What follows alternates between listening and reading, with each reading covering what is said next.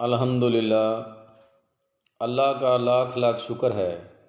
کہ جس نے اپنی یاد کی توفیق اور موقع فراہم کیا۔ لاکھوں اور کروڑوں درود حضرت محمد مصطفیٰ احمد مجتبیٰ حبیب کبریا امام الانبیاء صلی اللہ علیہ وآلہ وسلم کی ذات پر کہ جن کے طفیل مالک الملک نے یہ مہربانی فرمائی۔ دل میں نور کیسے پیدا ہوتا ہے؟ دل نور سے کب روشن ہوتا ہے؟ اور قلب میں نور کے آنے سے قلب میں کیا تبدیلیاں واقع ہوتی ہیں اور اس سے سارے جسم پر کیا کیفیات طاری ہوتی ہیں اور کیا تبدیلیاں واقع ہوتی ہیں، آج ہم اس پر بات کریں گے۔ راہ طریقت میں، راہ سلوک میں جب ایک سالک، جب ایک محب جو ہے وہ اس سفر پر نکلتا ہے اور اپنی عبادات جو ہیں، جتنے اس کے مجاہدے ہیں، جو ریاضت ہے وہ شروع کرتا ہے، اللہ تبارک و تعالیٰ کے ذکر سے اپنے دل کو سجاتا ہے اور اپنے دل کو ایک دلہن کا کمرہ سمجھتا ہے۔ جس طرح ہم دلہن کے کمرے کو سجاتے ہیں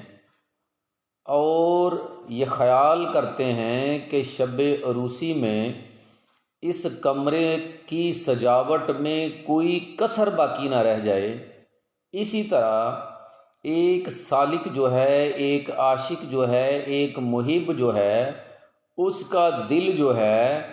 وہ ہر قسم کی اخلاق رذیلہ جو ہیں ان سے پاک ہونا چاہیے۔ اس کو دلہن کے کمرے کی طرح سجانا ہے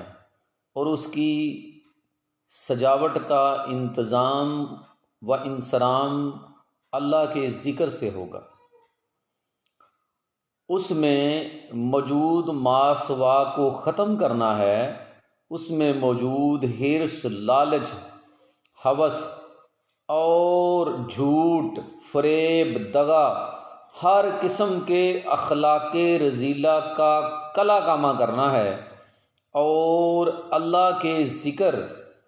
اور محمد مصطفیٰ صلی اللہ علیہ وآلہ وسلم کی محبت سے اس دل کو آباد کرنا ہے اور پھر اس چیز کا انتظار کرنا ہے کہ کب ذات حق جو ہے اس میں آ کر بیٹھے، اس کا نور جو ہے، اس کا ظہور ایسے دل میں ہو جائے تو پھر وہ قلب جو ہے وہ روشن ہو جائے گا۔ اور اس سارے سینیریو میں جو سب سے اہم ہستی ہے، جو سب سے اہم ذات ہے، جو ماسوا کو ختم کرے گی اور دل کو روشن کرنے میں اور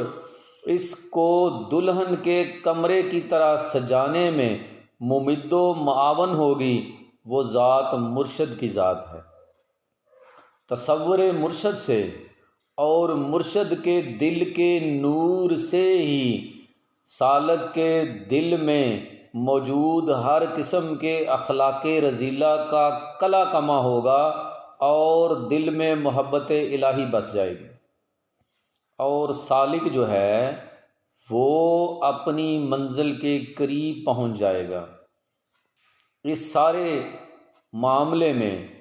آپ نے پیروی اپنے مرشد کے احکام کی کرنی ہے۔ مرشد ہی کی وہ ذات ہے جو آپ کو ذات حق تک پہنچائے گی، اور جب آپ اپنی شب گزاری سے، اپنی مجاہدات سے، ریاضت سے اپنے دل کو سجا لیتے ہیں اور ذات حق کے نور کے قابل بنانے کی کوشش کرتے ہیں، اور جب آپ مرشد کی رہنمائی میں اپنے دل کو اس قابل بنانے میں کامیاب ہو جاتے ہیں تو پھر رب تعالیٰ کے نور اور اس کی تجلی کا ظہور جب آپ کے دل پر ہوتا ہے تو آپ کا دل 14ویں رات کے چاند کی طرح چمکنا شروع کر دیتا ہے، اور اس نور کی تجلی سے سارا بدن جو ہے وہ روشن ہو جاتا ہے۔ اور قرآن کی جو آیت ہے کہ میرے ذکر سے ان کے جلدیں جو ہیں وہ بھی نرم ہو جاتی ہیں اور دل بھی نرم ہو جاتے ہیں، تو کیفیت یہ ہوتی ہے کہ جس کے دل میں ذات حق کا نور سما جاتا ہے اس کے دل نرم ہو جاتے ہیں، ان کے بدن، ان کے جسم کی جلدیں بھی نرم ہو جاتی ہیں۔ تو اس سارے کیفیات میں جو ذات آپ کو گزارے گی اور آپ کی منزل تک پہنچائے گی وہ صرف اور صرف مرشد کی ذات ہے۔ بار بار بات کو دہرانے کا مطلب یہی ہوتا ہے کہ آپ بات کو سمجھ جائیں۔ آتش نور جو ہے وہ دل کے ماسوا کو ختم کر دیتی ہے اور دل کو 14ویں رات کے چاند کی طرح روشن کر دیتی ہے، اور پھر ایسے دل جو ہیں وہ رب کے ظہور کا مقام بن جاتے ہیں، اور ایسے ہی دلوں میں ذات حق جو ہے وہ سما جاتی ہے۔ وہ کائنات کی وسعت میں نہیں سماتی لیکن مومن کے دل میں سما جاتی ہے۔ امید ہے کہ جو بات میں آپ کو سمجھانا چاہ رہا تھا وہ آپ کو سمجھ آ گئی ہوگی۔ اللہ تبارک و تعالی ہمیں اپنے مرشد کے احکامات پر عمل کرنے کی توفیق عطا فرمائے، اور ہمارے مطلوب جو ہیں ذات حق اس تک ہر سالک کو، ہر طالب کو، ہر عاشق کو جلد